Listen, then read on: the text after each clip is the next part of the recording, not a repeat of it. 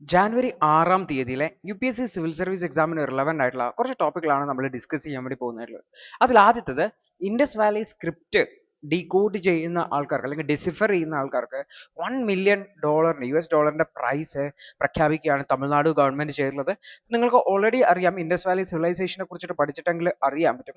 Indus വാലിയുടെ script എന്ന് പറഞ്ഞാൽ pictographic script ആണ്, അതായത് ചിത്രങ്ങൾ ഉപയോഗിച്ചുകൊണ്ടുള്ള സ്ക്രിപ്റ്റ് ആണ്. നിങ്ങൾക്ക് ഇവിടെ കാണാൻ വേണ്ടി പറ്റും. അപ്പൊ ഇതിനെ ഇതുവരെ ഡെസിഫർ ചെയ്യാൻ വേണ്ടി പറ്റിയിട്ടില്ല. അതെന്താണെന്ന് നമുക്ക് ഡീകോഡ് ചെയ്തെടുക്കാൻ പറ്റിയിട്ടില്ല. അപ്പൊ അതിനു വേണ്ടിയിട്ടുള്ള ഒരു പ്രൊമോഷൻ എന്നുള്ള രീതിയിലാണ് തമിഴ്നാട് ഗവൺമെന്റ് ഇത്തരത്തിലുള്ള ഒരു പ്രഖ്യാപനം നടത്തിയിട്ടുള്ളത് നിർത്തുക. അപ്പൊ ഏതെങ്കിലും വ്യക്തിയോ അല്ലെങ്കിൽ ഓർഗനൈസേഷനോ ഇൻഡസ് വാലി സ്ക്രിപ്റ്റിനെ ഡീകോഡ് ചെയ്യുകയാണ്, ഡെസിഫർ ചെയ്യുകയാണെങ്കിൽ അതിന് യൂണിവേഴ്സൽ അണ്ടർസ്റ്റാൻഡിങ്ങിന് വേണ്ടി ഹെൽപ്പ് ചെയ്യുകയാണെന്നുണ്ടെങ്കിൽ ഈ $1 million, അതായത് ഏകദേശം 8 കോടിയോളം രൂപ വരുന്ന 8.5 കോടിയോളം രൂപ നൽകും എന്നാണ് പറഞ്ഞിട്ടുള്ളത്. ഏകദേശം 100 വർഷത്തോളമായി 1924-ലാണ് 24-25 കാലഘട്ടത്തിലാണ് ഈ ഒരു ഇൻഡസ് വാലി സൈറ്റിന്റെ കണ്ടെത്തലുകൾ ഉണ്ടായിട്ടുള്ളത്. അതിനുശേഷം 100 വർഷം കഴിഞ്ഞിട്ടും ഈ ഒരു സ്ക്രിപ്റ്റിനെ ഡീകോഡ് ചെയ്യാൻ പറ്റില്ല, കാരണം ഇത്തരത്തിലുള്ള പല സിമ്പിൾസ് ആണ് ഉള്ളത് എന്നുകൂടി ഓർത്ത് വെക്കാം. അപ്പോൾ ഇൻഡസ് വാലി സിവിലൈസേഷന്റെ 100-ാമത്തെ കണ്ടെത്തൽ സർ ജോൺ മാർഷൽ അദ്ദേഹം കണ്ടെത്തിയതിന്റെ 100-ാം വാർഷികവുമായി ബന്ധപ്പെട്ട ആഘോഷത്തിനിടയിലാണ് അദ്ദേഹം ഇങ്ങനെ പ്രഖ്യാപിച്ചിട്ടുള്ളത്. ഇതുപോലെ തന്നെ ഇരവത്തം മഹാദേവൻ എന്ന് പേരുന്ന ഒരു നോട്ടഡ് ആർക്കിയോളജിസ്റ്റിന്റെ, അദ്ദേഹം ഇൻഡസ് വാലി സിവിലൈസേഷനെ കുറിച്ചിട്ട് ഇൻവെസ്റ്റിഗേഷൻ നടത്തിയിട്ടുണ്ടായിരുന്നു. അദ്ദേഹത്തിന് സപ്പോർട്ട് ചെയ്യാൻ വേണ്ടി അദ്ദേഹത്തിന്റെ പേരിൽ ഒരു റിസർച്ച് ചെയർ സ്റ്റാർട്ട് ചെയ്യുന്നുണ്ട്. 2 കോടി രൂപയുടെ ഗ്രാന്റ് അനുവദിക്കുന്നുണ്ട്. അതുപോലെ തന്നെ 2 അവാർഡുകൾ ന്യൂമിസ്മാറ്റിക്സിലും അതുപോലെ എപ്പിഗ്രാഫിയിലും അത് പ്രത്യേകിച്ചും തമിഴ് കൾച്ചറുമായി ബന്ധപ്പെട്ട സ്റ്റഡീസ് നടത്തുന്നവർക്ക് വേണ്ടിയിട്ട് 2 അവാർഡുകളും പ്രഖ്യാപിച്ചിട്ടുണ്ട് എന്ന് കൂടി ഓർത്തുക. അപ്പൊ ഇത് തമിഴ്നാട് ഗവൺമെന്റ് എന്താണ് ഇത്ര താല്പര്യം എന്ന് വെച്ചാൽ, തമിഴ്നാടുവിലെ ഗ്രഫിറ്റി, ഈ ഒരു ഇൻഡസ് വാലി സൈറ്റിലുള്ള ഗ്രഫിറ്റി മാർക്കിങ്, അത് ഇൻഡസ് വാലി സീലുകളിലുള്ള മാർക്കിങ്ങും തമിഴ്നാടുവിലെ ഗ്രഫിറ്റി മാർക്കിങ്ങുമായിട്ട് വളരെ സിമിലാരിറ്റി ഉണ്ട്, 60% സിമിലാരിറ്റി ഉണ്ട്. സോ ഇൻഡസ് വാലിയും അതുപോലെ തന്നെ സൗത്ത് ഇന്ത്യയും തമ്മിൽ കണക്ഷൻ ഉണ്ടാവണം. ആ കണക്ഷനെ ലിങ്ക് ചെയ്യുന്ന ഡെവലപ്മെന്റിന് വേണ്ടിയിട്ടാണ് തമിഴ്നാട് ഗവൺമെന്റ് ഇതിലൊരു പ്രൊമോഷൻ ആയിട്ട് നിൽക്കുന്നത് എന്ന് കൂടി ഓർക്കുക. അപ്പോൾ ഇൻഡസ് വാലിയുടെ സ്ക്രിപ്റ്റുമായി ബന്ധപ്പെട്ട കാര്യങ്ങളെ കുറിച്ച് ഒരു ഐഡിയ ഉണ്ടാക്കാൻ വേണ്ടി ശ്രമിക്കാവുന്നതാണ്. അടുത്തത് ഇന്ത്യയും ഫ്രാൻസും തമ്മിലുള്ള ഡിഫൻസ് ഡീലുകളുമായി ബന്ധപ്പെട്ടതാണ്. പ്രധാനമന്ത്രിയുടെ പാരീസ് ട്രിപ്പിന് മുന്നേ റാഫേൽ ജെറ്റുകളും അതുപോലെ സ്കോർപിയോൺ ഡീലുകളും ഫൈനൽ ഡിസ്കഷൻ സ്റ്റേജിലേക്ക് എത്തി എന്ന് പറഞ്ഞിട്ടുള്ള വാർത്തയാണ് വന്നിട്ടുള്ളത്. ഇന്ത്യയും ഫ്രാൻസും 2 പ്രധാനപ്പെട്ട മേജർ ഡിഫൻസ് ഡീല് കംപ്ലീറ്റ് ചെയ്യാൻ വേണ്ടി പോവാണ്. $10 ബില്യൺ വേണ്ടി ഇന്ത്യ 26 റാഫേൽ ഫൈറ്റർ ജെറ്റുകൾ നേവിയുടെ എയർക്രാഫ്റ്റ് കാരിയേഴ്സിന് വേണ്ടിയിട്ട് വാങ്ങുന്നുണ്ട്. അതുപോലെ തന്നെ 3 അഡീഷണൽ സ്കോർപിയൻ ക്ലാസ്സുള്ള കൺവെൻഷണൽ സബ്മറൈനുകളും ഇന്ത്യ ഫ്രാൻസിൽ നിന്ന് വാങ്ങുന്നതിന് വേണ്ടിയിട്ടുള്ള ചർച്ചകൾ നടക്കുന്നുണ്ടെന്നാണ്. അപ്പോൾ ഇതുമായി ബന്ധപ്പെട്ട ഡിസ്കഷൻ ക്യാബിനറ്റ് കമ്മിറ്റി ഓൺ സെക്യൂരിറ്റിയിൽ അപ്രൂവലിലേക്ക് നൽകിയിട്ടുണ്ട്. സോ അടുത്തായിട്ട് തന്നെ അപ്രൂവൽ കിട്ടുമെന്നാണ് കരുതുന്നത്. അപ്പോൾ പ്രധാനമന്ത്രി ഈ ഒരാഴ്ച പാരീസ് വിസിറ്റ് ചെയ്യുന്നുണ്ട്. ആർട്ടിഫിഷ്യൽ ഇന്റലിജൻസ് സമ്മിറ്റുമായി ബന്ധപ്പെട്ടതാണ്. അപ്പോൾ ഇതിന് മുന്നോടിയായിട്ടാണ് ഈ ഒരു ഡിസ്കഷൻസ് ഒക്കെ നടക്കുന്നതെന്നും കൂടി ഓർത്തു വെക്കാം. അപ്പോൾ റാഫേൽ ഡീലിൽ 22 സിംഗിൾ സീറ്ററും 4 ട്വിൻ സീറ്റർ ജെറ്റുകളുമാണുള്ളത്.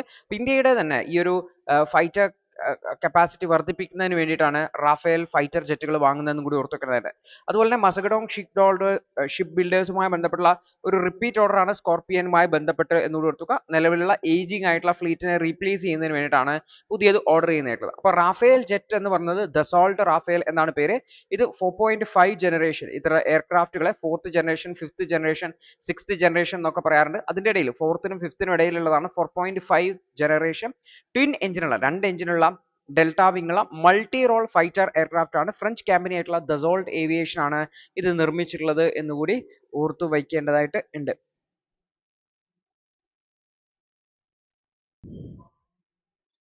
ഈ ഒരു വിമാനത്തിന്റെ മാക്സിമം സ്പീഡ് എന്ന് പറയുന്നത് മാക് 1.8 ആണ്. ശബ്ദത്തിനേക്കാൾ 1.8 ടൈംസ് വേഗതയിൽ സഞ്ചരിക്കാൻ വേണ്ടി പറ്റും. അതുപോലെ കോമ്പാറ്റ് റേഡിയസ് എന്ന് പറയുന്നത് 1000 കിലോമീറ്റർ അധികം വരും എന്ന് കൂടി ഓർത്തുക. അപ്പോൾ റാഫേൽ എന്ന് പറയുന്നത് അതിന്റെ ഏറ്റവും സുപ്പീരിയർ ആയിട്ടുള്ള, പ്രത്യേകിച്ചും സിറ്റുവേഷണൽ അവയറുകളും സർവൈവബിലിറ്റി ഒക്കെ ഓഫർ ചെയ്യുന്ന രീതിയിലുള്ള ഒരു ഫൈറ്റർ എയർക്രാഫ്റ്റ് ആണെന്ന് ഓർത്തുക. വളരെ എയ്റോഡൈനാമിക് ആയിട്ടുള്ള ഡിസൈൻ ആണ്. വിങ് ലോഡിങ് ഒപ്റ്റീവ് ആണ്, ഡ്രാഗ് കുറവാണ്. അതുപോലെ നല്ല സ്റ്റെബിലിറ്റി, നല്ല മാനുവറബിലിറ്റി, വളരെ വേഗത്തിൽ കൺട്രോൾ ചെയ്യാനും ഒക്കെ പറ്റുന്ന ഫൈറ്റർ ജെറ്റുകളാണെന്ന് ഓർത്ത് വെക്കുക. ഇതിന്റെ ഡെൽറ്റ വിങ് എന്ന് പറയുന്ന കോൺഫിഗറേഷൻ അത് high lift to drag ratio provide ചെയ്യുന്നതാണ്. അതേപോലെ തന്നെ ഇതിൽ കെനാഡ്സ് എന്ന് പറയുന്ന ഭാഗമുണ്ട്. ഇത് അഡീഷണൽ ആയിട്ടുള്ള ലിഫ്റ്റും അതുപോലെ തന്നെ ഷോർട്ട് ടേക്ക് ഓഫിൽ വളരെ കുറഞ്ഞ ദൂരം കൊണ്ട് തന്നെ ടേക്ക് ഓഫ് ചെയ്യാനും പറ്റും എന്ന് കൂടി ഓർത്ത് വെക്കുക. ഇതിൽ ഒരുപാട് ഏവിയോണിക് എക്യുപ്മെന്റുകൾ ഉണ്ട്. RB2 AESA എന്നൊക്കെ പറയുന്ന, അതുപോലെ ഒപ്റ്റോട്രോണിക്സ് എന്ന് പറയുന്ന ഒമ്നി ഡയറക്ഷൻ വാർണിംഗ് സിസ്റ്റം, ഇതെല്ലാം തന്നെ ഉൾപ്പെട്ട ഒരു സ്പെക്ട്ര ഇലക്ട്രോണിക് വാർഫെയർ സിസ്റ്റം ഇതിന്റെ ഭാഗമായിട്ടുണ്ട്. ഇത് വളരെ കോംപ്രഹെൻസീവ് ആയിട്ടുള്ള റിയൽ ടൈം ആയിട്ടുള്ള സിറ്റുവേഷൻ അവയർനെസ് പൈലറ്റിന് നൽകും. മറ്റെന്തെങ്കിലും ത്രെട്ടുകൾ, എന്തെങ്കിലും അറ്റാക്കുകൾ ഇദ്ദേഹത്തിനെതിരെ വരുന്നുണ്ടോ എന്നൊക്കെ അറിയാൻ വേണ്ടി പറ്റും എന്നുള്ളതാണ്. അതേപോലെ തന്നെ 2 SNEA CMA M88 turbofan engines ആണ് ഇതിലുള്ളത്. 2 എണ്ണമാണുള്ളത്. അത് 50 kN അടുത്ത് ട്രസ്റ്റും 75 kN ആഫ്റ്റർ ബേണേഴ്സിന് ശേഷമുള്ള ട്രസ്റ്റും ഒക്കെ പ്രൊവൈഡ് ചെയ്യും എന്നുകൂടി ഓർത്ത് വെക്കുക. അപ്പോൾ ഇത് സൂപ്പർ ക്രൂയിസ്, അതായത് സൂപ്പർസോണിക് ഫ്ലൈറ്റ് capability ഉണ്ട് എന്നുള്ളതും ഇതിന്റെ പ്രത്യേകതയായിട്ടുള്ളത്. ഏകദേശം 9500 കിലോയോളം ഇതിന് ക്യാരി ചെയ്യാൻ വേണ്ടി പറ്റുമെന്ന് ഓർക്കുക. റാഫേലിന് തന്നെ വ്യത്യസ്ത വാരിയൻസ് ഉണ്ട്. സി എന്ന് പറഞ്ഞു കഴിഞ്ഞാൽ റാഫേൽ സി എന്ന് പറഞ്ഞാൽ സിംഗിൾ സീറ്റ് എയർഫോഴ്സ് വാരിയന്റ് ആണ്. ഇതിൽ പ്രധാനമായിട്ടും ഹൈ മിഷൻ റിലയബിലിറ്റി ഉള്ള ഒരു വാരിയന്റ് ആണിത്. എയർഫോഴ്സിന് ഉപയോഗിക്കുന്നതാണ്. റാഫേൽ സി ഫൈറ്റർ ജെറ്റ് ആണ്. റാഫേൽ ബി എന്ന് പറഞ്ഞാൽ 2 സീറ്റ് ഉണ്ട്, ട്വിൻ സീറ്റ് ഉണ്ട്. അപ്പോൾ ഇതൊരു ട്രെയിനിങ് പർപ്പസിനൊക്കെ ഉപയോഗിക്കുന്നതാണ്. അതേപോലെ തന്നെ സി മോഡലിനെ പോലെ തന്നെ കാപ്പബിലിറ്റീസ് ഉള്ളതാണെന്ന് ഓർത്തുക. റാഫേൽ എം എന്ന് പറയുന്നത് നാവൽ വേരിയന്റ് ആണ്.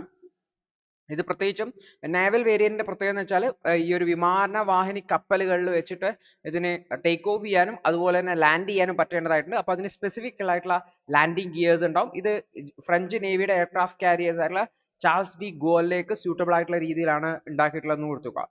റാഫേൽ എൻ എന്ന് പറയുന്നത് റാഫേൽ ആർ എന്ന് പറയുന്ന 2 മോഡൽസ് ഉണ്ട്. റാഫേൽ എൻ എന്ന് പറയുന്നത് ന്യൂക്ലിയർ സ്ട്രൈക്ക് വാരിയന്റ് ആണ്. ന്യൂക്ലിയർ വെപ്പൺസ് ക്യാരി ചെയ്യാൻ വേണ്ടി പറ്റും. റാഫേൽ ആർ എന്ന് പറയുന്നത് ടെക്നോളജി ഡെവലപ്മെന്റിന് വേണ്ടിയിട്ടുള്ള R&D ഭാഗമായിട്ടുള്ള റാഫേൽ ജെറ്റ് ആണ് എന്നുകൂടി ഓർത്ത് വയ്ക്കേണ്ടതായിട്ട് ഉണ്ട്. അടുത്തൊരു വാർത്ത, പക്ഷിപ്പനി എന്ന് പറയുന്ന രോഗം മറ്റു മൃഗങ്ങളിലേക്കും കാണുന്നു, പ്രത്യേകിച്ചും ടൈഗറിലേക്കും ലെപ്പാർഡിലേക്കും ഒക്കെ കാണുന്നു എന്ന് പറഞ്ഞിട്ടാണ്. അപ്പോൾ സെൻട്രൽ ഗവൺമെന്റിൽ നിന്നും ഒരു നിർദ്ദേശം വന്നിട്ടുണ്ട്, ഇത്തരത്തിലുള്ള മൃഗങ്ങളെ ക്വാറന്റൈനിൽ വെക്കണം എന്ന് പറഞ്ഞുകൊണ്ട്. വാർത്തയുടെ വിശദാംശങ്ങളിലേക്ക് വന്നു കഴിഞ്ഞാൽ മഹാരാഷ്ട്രയിലെ ഏവിയൻ ഇൻഫ്ലുവൻസ മൃഗങ്ങളിൽ കാണാൻ വേണ്ടി തുടങ്ങിയിട്ട് 3 ടൈഗേഴ്സും ഒരു ലെപ്പാർഡും ഈ ഒരു കാരണം മരണപ്പെട്ടിട്ടുണ്ട് എന്നുള്ളതാണ്. ഇപ്പോൾ യൂണിയൻ അനിമൽ ഹസ്ബൻഡറി മിനിസ്ട്രി പറഞ്ഞിട്ടുള്ളതെന്ന് വെച്ചാൽ ക്വാറന്റൈൻ മെഷേഴ്സ് എടുക്കുന്നതിന് വേണ്ടിയിട്ടാണ്. ഏതെങ്കിലും മൃഗത്തിലെ റിപ്പോർട്ട് ചെയ്യുന്ന മൃഗത്തിനെ മാറ്റി ക്വാറന്റൈൻ ചെയ്യുന്നതിന് വേണ്ടിയിട്ട് ആവശ്യപ്പെട്ടിട്ടുണ്ടെന്നാണ്. അതായത് ഏവിയൻ ഇൻഫ്ലുവൻസ അല്ലെങ്കിൽ പക്ഷിപ്പനി എന്ന് പറയുന്നത് ഇന്ന് ആ ഒരു സ്പീഷീസ് ബാരിയർ, തുടക്കത്തിൽ പക്ഷികളിൽ മാത്രം കണ്ടിരുന്ന ഈ രോഗം ഇന്ന് ടൈഗേഴ്സിലേക്കും കാറ്റിലും ഗോഡ്സിലും വൈൽഡ് സ്പീഷീസിൽ ഉൾപ്പെടെ കാണുന്നുണ്ട്. US-ലും വിയറ്റ്നാമിലും ഒക്കെ റിപ്പോർട്ടഡ് ആയിരുന്നു. ഇപ്പോൾ ഇന്ത്യയിലും നമുക്ക് കാണാൻ വേണ്ടി പറ്റുന്നുണ്ട് എന്നുള്ളതാണ്. ഇപ്പോൾ ഏവിയൻ ഇൻഫ്ലുവൻസ അല്ലെങ്കിൽ H5N1 എന്ന് പറഞ്ഞാൽ H5B1 ബേർഡ് ഫ്ലൂ എന്നൊക്കെ പറയുന്നത് വെച്ചാൽ ഹൈലി പാത്തോജനിക് ആയിട്ടുള്ള വളരെ വേഗത്തിൽ രോഗം സ്പ്രെഡ് ചെയ്യുന്ന ഒരു വൈറസ് ആണ്. ഇത് ബേർഡുകളിലാണ് കോമൺ ആയിട്ട് കണ്ടിരുന്നത്. എന്നാൽ ഇന്ന് മറ്റ് ജീവികളിലും ഇത് വളരെ കൂടുതലായിട്ട് കണ്ടുവരുന്നു, ഇൻക്ലൂഡിങ് മാമൽസിലേക്ക് വരുന്നുണ്ട് എന്നുള്ളതാണ്.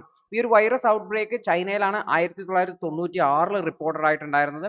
പിന്നീട് ഇതിന്റെ ഈ ഒരു ജനറ്റിക് മോഡിഫിക്കേഷൻസ് ഒക്കെ കാരണം അത് ഹൈലി പാത്തോജനിക് ആയിട്ടുള്ള ഒരു സ്ട്രെയിൻ ആയി മാറുകയും ഇപ്പോൾ മറ്റു മൃഗങ്ങളിലേക്കും വരികയും ചെയ്തു. 2020 കൂടിയിട്ട് യൂറോപ്പിലും ആഫ്രിക്കയിലും ഏഷ്യയിലും നോർത്ത് അമേരിക്കയിലും സൗത്ത് അമേരിക്കയിലും ഉൾപ്പെടെ എല്ലാ ഭൂഖണ്ഡങ്ങളിലും മെയിൻലാൻഡ് അന്റാർട്ടിക്കയിൽ പോലും ഇതിന്റെ വൈറസിന്റെ സാന്നിധ്യം കണ്ടെത്തിയിട്ടുണ്ടായിരുന്നു.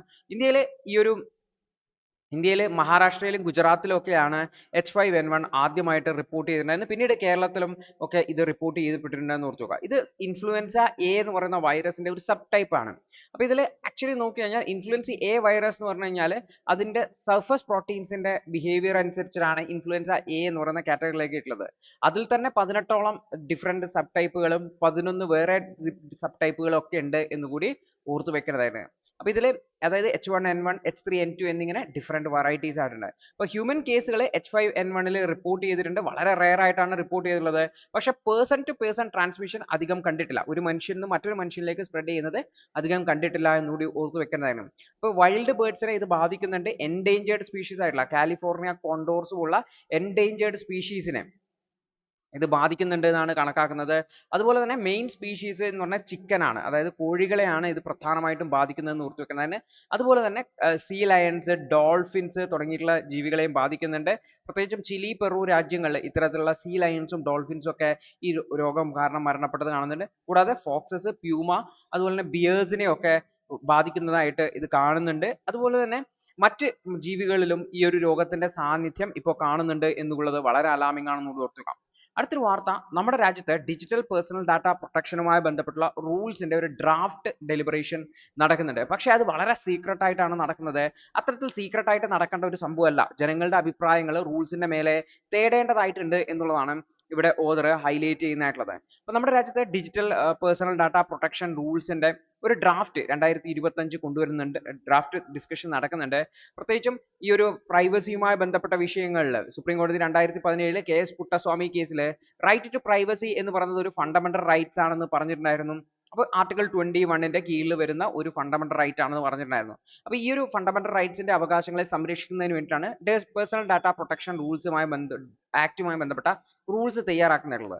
ഈ ഒരു ആക്ട് വന്നിട്ട് 1 വർഷത്തോളം കഴിഞ്ഞിട്ടാണ് റൂൾസ് വരുന്നതായിട്ടുള്ളത്. പ്രത്യേകിച്ചും ഡിജിറ്റലൈസേഷൻ വളരെയധികം വർദ്ധിച്ചു വരുന്ന സമയത്ത് ഈ ഒരു പ്രൈവസിയെ ബാധിക്കുന്ന വിഷയങ്ങളിൽ കൃത്യമായിട്ടുള്ള റൂൾസ് കൊണ്ടുവരിക എന്നുള്ളത് വളരെ അത്യാവശ്യം തന്നെയാണ്. അപ്പോൾ ഇതിൽ ഈ ഒരു റൂൾസിന്റെ ഡ്രാഫ്റ്റ് ഇപ്പോൾ പബ്ലിഷ് ചെയ്തിട്ടുണ്ട്. പക്ഷേ അതിൽ മേലെ കാര്യമായിട്ടുള്ള ഡിസ്കഷൻസ് നടക്കാൻ ഗവൺമെന്റ് അനുമതി നൽകുന്നില്ല എന്നുള്ളതാണ് ഇഷ്യൂ. അപ്പോൾ ഇതിൽ ഓൺലൈൻ സർവീസുകളെല്ലാം തന്നെ എന്തിനാണ് അവർ ഡാറ്റ കളക്ട് ചെയ്യുന്നതെന്ന് ഡാറ്റ കളക്ട് ചെയ്യുമ്പോൾ തന്നെ പറയണം. അതുപോലെ തന്നെ കുട്ടികളുടെ ഡാറ്റ കളക്ട് ചെയ്യുന്നുണ്ടെങ്കിൽ അതിന് വേണ്ടിയിട്ട് സ്പെഷ്യൽ പ്രൊട്ടക്ഷൻ അവർ ഓഫർ ചെയ്യേണ്ടതായിട്ടുണ്ട്. അതിന് വേണ്ടിയിട്ട് ഒരു ഡാറ്റ പ്രൊട്ടക്ഷൻ ബോർഡ് എസ്റ്റാബ്ലിഷ് ചെയ്യേണ്ടതായിട്ടുണ്ട്.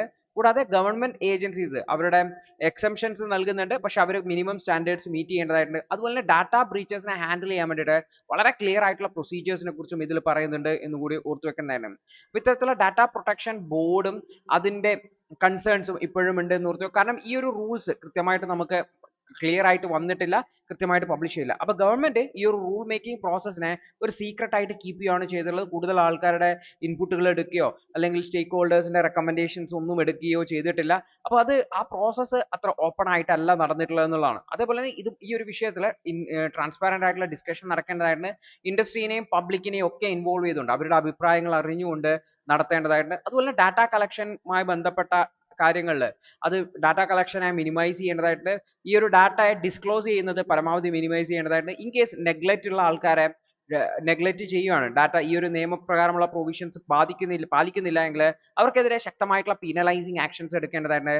അതേപോലെ തന്നെ വ്യക്തികളെയും, അത് ഗവൺമെന്റ് മോണിറ്റർ ചെയ്യുന്ന ആയിക്കോട്ടെ അല്ലെങ്കിൽ സ്ഥാപനങ്ങൾ മോണിറ്റർ ചെയ്യുന്ന ആയിക്കോട്ടെ, അതിനെ കൃത്യമായിട്ട് ഒഴിവാക്കേണ്ടതായിട്ടുള്ളതാണ്. അപ്പോൾ ഈ ഒരു പ്രോസസ്സ് വളരെ വേഗത്തിൽ ചെയ്യാനാണ് ഗവൺമെന്റ് ശ്രമിക്കുന്നതായിട്ടുള്ളത്. അപ്പോൾ 2017 മുതൽ തന്നെ ഈ ഒരു നിയമം അല്ലെങ്കിൽ ഈ ഒരു റൂൾസിനെ കുറിച്ച് ആൾക്കാർ എക്സ്പെക്ട് ചെയ്യുന്നുണ്ട്. ഒരുപാട് ഡിലേ ഉണ്ടായിട്ടുണ്ട്. പക്ഷെ ഇപ്പോൾ ഗവൺമെന്റ് പെട്ടെന്ന് എന്തിനാണ് തിരക്ക് കാണിക്കുന്നത് എന്നുള്ളത് വ്യക്തമല്ല എന്നുള്ളതാണ് ഓതർ ഹൈലൈറ്റ് ചെയ്യുന്നുള്ളത്. അതായത് ഓതർ കൺക്ലൂഡ് ചെയ്യുന്നത് വെച്ചാൽ കുറച്ചുകൂടി ആക്റ്റീവ് ആയിട്ടുള്ള ഡിസ്കഷൻസ് നടത്തിയിട്ട് ഈ ഒരു റൂൾസിലേക്ക് പോകുന്നതാണ് നല്ലത് എന്നുള്ളതാണ്. അടുത്തത് നമ്മുടെ ഇന്ത്യയുടെ ഫോറിൻ പോളിസി അല്ലെങ്കിൽ ഇന്ത്യയുടെ ലോക സാഹചര്യങ്ങൾ, ജിയോ പൊളിറ്റിക്കൽ സിറ്റുവേഷൻ എങ്ങനെയാണ്, ഇന്ത്യ എങ്ങനെയാണ് 2025 മുന്നോട്ട് പോകേണ്ടതെന്ന് നമ്മുടെ മുൻ നാഷണൽ സെക്യൂരിറ്റി അഡ്വൈസറും ഒക്കെ ആയിട്ടുള്ള MK നാരായണൻ അദ്ദേഹം പറയുവാണ്. അപ്പോൾ നമുക്ക് നോക്കാം എന്താണ് അദ്ദേഹം പറയാൻ വേണ്ടി ശ്രമിക്കുന്നത് എന്നുള്ളത്. അപ്പോൾ ഇന്ത്യ എന്ന് പറയുന്നത് ഇന്ന് എക്കണോമിക് ഗ്രോത്തിൽ one of the leading nation ആണ് ഗ്ലോബൽ ലെവലിൽ തന്നെ. അപ്പോൾ നമ്മുടെ രാജ്യത്ത് നല്ല പൊളിറ്റിക്കൽ സ്റ്റെബിലിറ്റി ഉണ്ട്. ലോകത്ത് വലിയ പൊളിറ്റിക്കൽ അൺട്രസ്റ്റ് നടക്കുമ്പോഴും നമ്മുടെ രാജ്യത്ത് അത്യാവശ്യം നല്ല പൊളിറ്റിക്കൽ സ്റ്റെബിലിറ്റി ഉണ്ട്. ഗവൺമെന്റുകളെല്ലാം സ്ഥിരമായിട്ട് നിൽക്കുന്നുണ്ട്. അപ്പോൾ ഇന്ത്യ ഈ ഒരു പ്രൊജക്റ്റുകളെല്ലാം സമാധാനത്തിൽ കീപ്പ് ചെയ്യുന്നുണ്ട്. പൊളിറ്റിക്കൽ ഷിഫ്റ്റുകൾ മെല്ലെ മെല്ലെ ലോകത്ത് നടക്കുന്നുണ്ടെങ്കിലും ഇന്ത്യ ഓൾമോസ്റ്റ് സ്റ്റേബിൾ ആയിട്ടാണ്.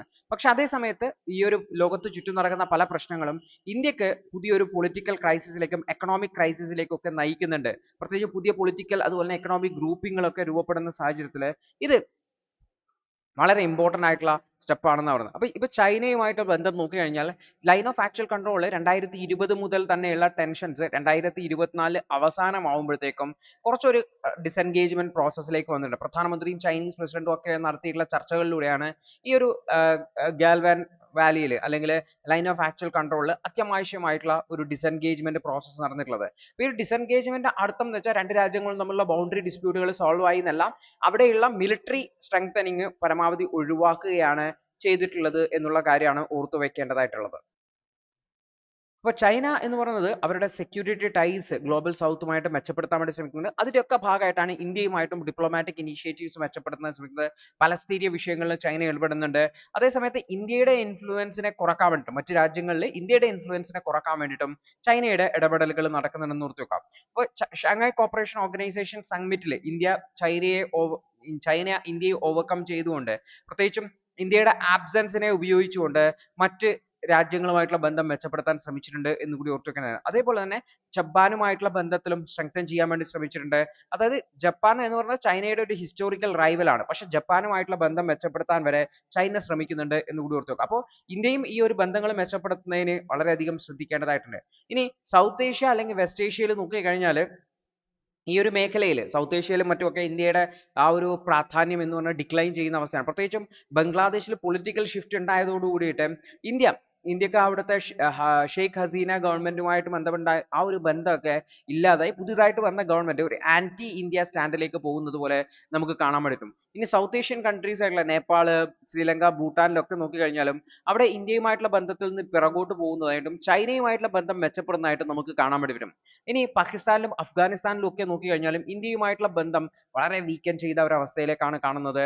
വെസ്റ്റ് ഏഷ്യയിൽ സിറിയയിലും മറ്റുമൊക്കെയുള്ള ഈ അസാദ് റീജിയനും ഒക്കെ ഡീസ്റ്റബിലൈസ് ചെയ്യപ്പെട്ടതൊക്കെ ഇന്ത്യയുമായിട്ടുള്ള ബന്ധം പിന്നോട്ട് പോകുന്നതിന് കാരണമായി എന്ന് നമുക്ക് പറയാൻ പറ്റും. ഇനി സിറിയ എന്ന് പറയുന്നത് ഒരു പൊട്ടൻഷ്യൽ സുന്നി റീജിയമാണ്. പ്രത്യേകിച്ചും അവിടുത്തെ ആ ബാലൻസ് ഓഫ് പവർ ചേഞ്ച് ചെയ്തതോടുകൂടി ഇന്ത്യയുടെ അസാദ് റീജിയനിൽ ഇന്ത്യയുടെ സ്റ്റാൻഡിനെ അഫക്റ്റ് ചെയ്യുന്ന രീതിയിലേക്ക് പോകും എന്നുള്ളതാണ്. ഈവൻ ഇറാന്റെ ഇൻഫ്ലുവൻസ് നോക്കിക്കഴിഞ്ഞാലും ഈ ഒരു ഡിക്ലൈൻ സ്റ്റേജിലേക്ക് പോവുകയാണ്. അപ്പോൾ ഇതെല്ലാം തന്നെ നോക്കി ഓവറോൾ ഇന്ത്യയുടെ ആ ഒരു പ്രാധാന്യം കുറഞ്ഞു വരുന്നത് പോലത്തെ ഒരു ഫീലിംഗ് ആണ് നമുക്ക് കാണാൻ വേണ്ടി പറ്റുന്നത് എന്നുള്ളതാണ്. അതേപോലെ തന്നെ ഡിജിറ്റൽ ത്രെട്ടുകളൊക്കെ പുതിയ ഭീഷണികളായിട്ട് മാറുന്നുണ്ട്. സൈബർ അറ്റാക്കുകൾ കമ്പനികളുടെയും ഗവൺമെന്റ് ഇൻസ്റ്റിറ്റ്യൂഷൻസിനെയും ഒക്കെ ബാധിക്കുന്ന രീതിയിലുള്ള സൈബർ അറ്റാക്കുകൾ വർദ്ധിച്ചു വരുന്നുണ്ട്. റാൻസം വെയർ അറ്റാക്കുകൾ വർദ്ധിച്ചു വരുന്നുണ്ട് എന്നുള്ളത് പുതിയൊരു അലേർട്ടായി മാറിയിട്ടുണ്ട്. അപ്പോൾ ഈ ഒരു സൈബർ അറ്റാക്കുകളെ കൃത്യമായി അഡ്രസ്സ് ചെയ്യേണ്ടതായിട്ടുണ്ട്. അത് വർദ്ധിച്ചു വരുന്ന സാഹചര്യമാണ്.